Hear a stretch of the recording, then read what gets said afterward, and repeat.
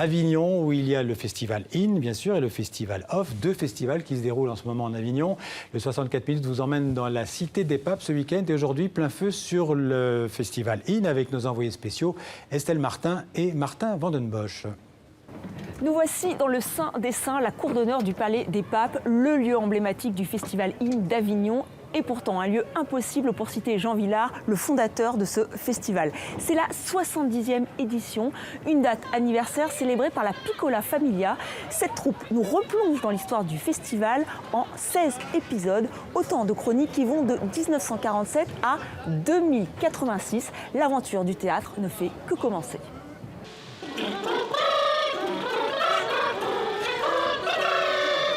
La création du Festival d'Avignon.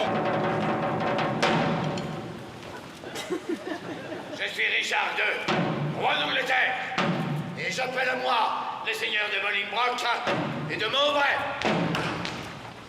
Seigneurs de Bolingbroke et de Mowbray, je voudrais en savoir plus sur la querelle qui vous oppose. Alors voilà, celui qui a commencé, j'en ai déjà trop entendu. Pour cette 70e édition, le In s'offre un spectacle hors norme, Les Damnés, une pièce qui s'inspire du scénario du film de Visconti et qui est jouée par la troupe de la Comédie Française. C'est son grand retour après 23 ans d'absence. Quant au metteur en scène, c'est Ivo Van Hove, l'un des plus grands metteurs en scène actuels. Son style est très particulier, regardez. Irgend eine Trift die Wahl.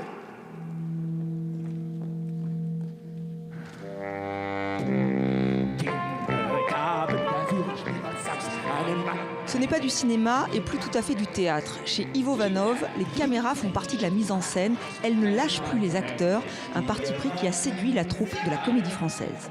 J'avais plus des sensations de tournage que des sensations de répétition de théâtre. Parce qu'effectivement, c'est un metteur en scène, et je pense qu'il n'a pas son pareil au monde, qui travaille avec le cinéma pour le théâtre. Qui mêle les deux formes avec une invention que je n'en connais pas d'autre exemple. Nos archives sont plus complètes que tout ce qu'on peut imaginer. C'est toute l'Allemagne secrète. Rien ni personne n'y manque. Et ça ne m'a pas déstabilisé plus que ça. Au contraire, je trouve ça plutôt très agréable parce que du coup, ça supporte un jeu de vérité totale avec ses partenaires. On a vraiment l'impression d'être entre nous. Maintenant, d'étranges événements pour cette nuit. 22. Et ceux qui chercheront refuge dans la neutralité seront les perdants de la partie. J'ai le sentiment qu'on me réserve une mission, et si je l'accepte, si j'accepte de saisir cette chance, 52, 53, alors ils m'accorderont 55, tout. 56. Ivo Van Hove nous plonge dans l'univers délétère d'une puissante famille allemande, prête à toutes les compromissions avec le régime nazi. Aux crimes politiques répondent les crimes personnels, inceste, pédophilie. Ces damnés nous entraînent au tombeau. Pour le metteur en scène flamand, la vidéo est un moyen comme un autre pour maintenir l'attention. C'est aussi pour moi du performance art. Il y a des moments comme avec les plumes et le coudron, c'est presque un performance. Alors je voudrais explorer cette combinaison de différents styles et aussi de ne pas seulement me concentrer sur le langage du texte, mais aussi sur le langage des corps et être très proche des corps avec la vidéo. Un théâtre de l'extrême qui prend toute sa dimension dans cette vision hallucinée de la nuit des longs couteaux. Cette scène de bacchanal laisse pantelant comme le final glaçant. Bienvenue en enfer.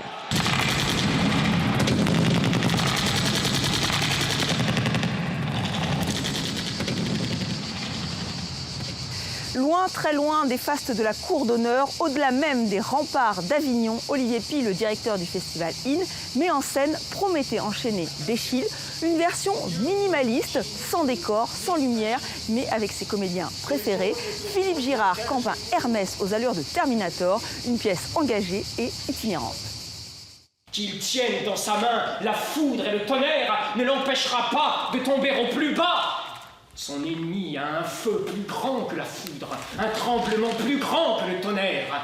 Et Zeus saura alors ce que c'est que servir Donc on va jouer des tragédies grecques dans des lieux qui ne sont pas des lieux de théâtre a priori, pour un public qui est quelquefois jamais venu au théâtre, une prison, un centre de formation, des collèges bien sûr. On peut transporter ce spectacle absolument partout, c'est ce que j'appelle la décentralisation des 3 km. Faire 3 km, des fois, c'est très difficile. On se quitte avec la dernière création d'Angelica Lidl. Cette metteuse en scène, comédienne, performeuse madrilène est une habituée du IN.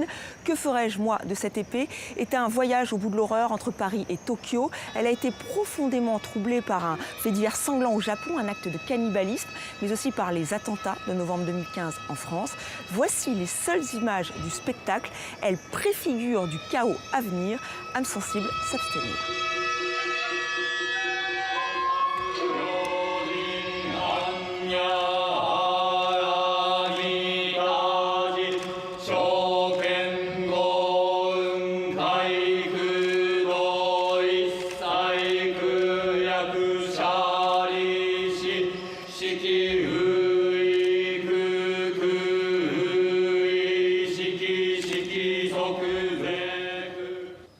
Voilà, merci à Estelle Martin, que l'on retrouvera d'ailleurs demain à Avignon pour une nouvelle page culture spéciale festival avec, ce sera le festival Off.